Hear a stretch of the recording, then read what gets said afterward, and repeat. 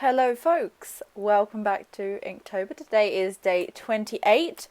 I cannot believe I've done 28 of these jolly videos. It was definitely a big ask and I'll be quite glad when the month is over, but at the same time it's quite a feat, so I'm glad to be on the homeward stretch, but yeah, quite proud of how far I've managed to get with this. So, the story today is Iphis and Ianthe, and this is another one from Ovid's Metamorphoses, which Daphne is also from, the one that I did yesterday. And I left this one till later in the game because it's two figures, and I knew there was going to be quite a lot going on, and I wanted a bit more time to plan out the colours and things, and more practice dealing with skin tone and colour and all these different things, and using the pen, the dip pen. So the story of Iphis and Ianthe is a really lovely one. I'm a big fan of this story, and I think there's a lot of wiggle room for sort of reinterpretation and different ways of telling it. So this is something I would love to see more adaptations of.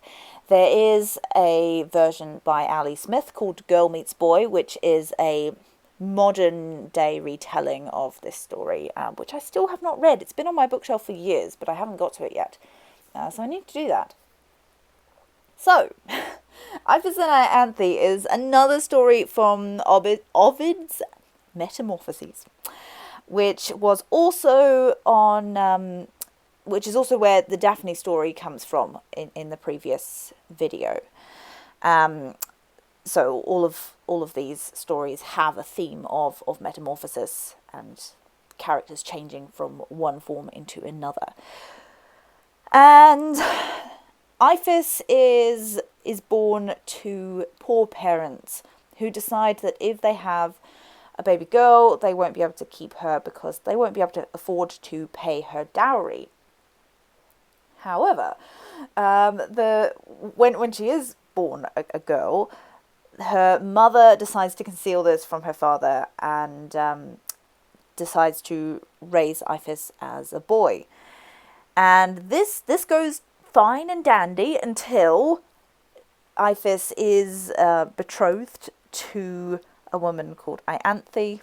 Ianthe, of course, falls in love with Iphis. It's all very beautiful.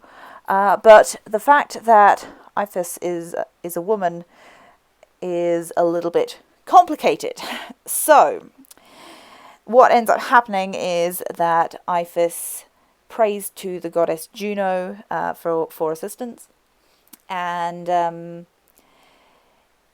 basically Juno turns Iphis into a man so that they can go ahead and it will be all okay in this whole ancient Greek civilization thing.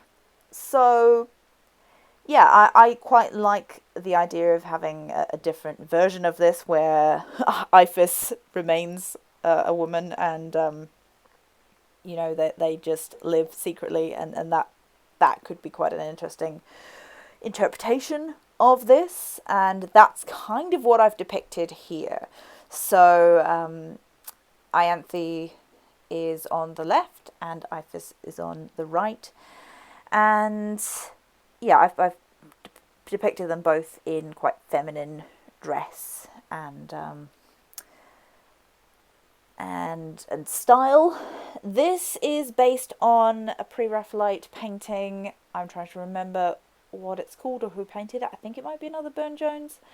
But yeah, I adapted it a little bit because in the other one, the figure on the left has her hand up above her head, and I wanted to have it feel a little bit sort of more circular and intimate. And I liked the way this created quite a triangular composition with the rock at the bottom. And I also included some violets, which are a symbol, or are a symbol of sapphic love. And they're also very fun to draw.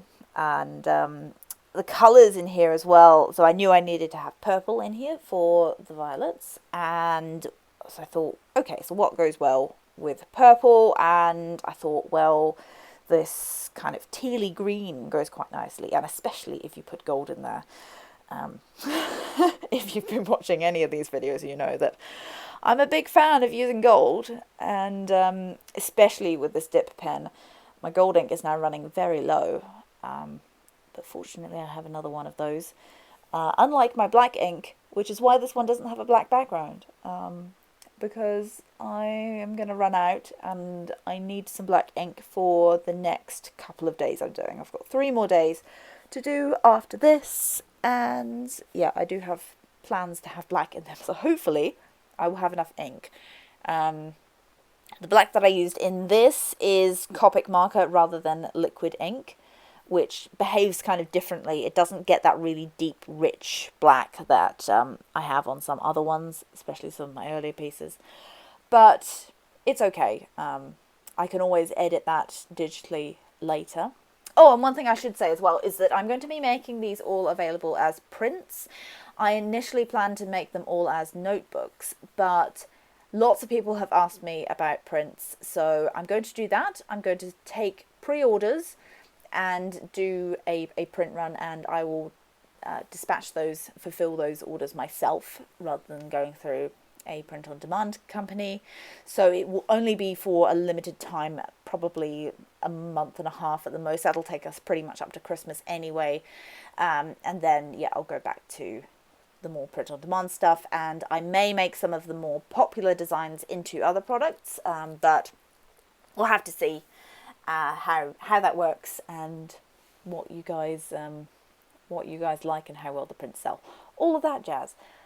So, and the nice thing about that as well is that I have a bit more control over the packaging and the rest of it, but I'll talk a bit about that tomorrow, hopefully. And yeah, this is the finished piece. That gold just looks so lovely with the colours in this. Really pleased with how that turned out. So overall, not much I would change with this one. And yeah, I hope you have enjoyed it, and I hope you've enjoyed hearing the story of Iphis and Ianthe. And I will see you tomorrow for Nike, the goddess of victory. As always, thank you so much for watching, and have a lovely day. Bye.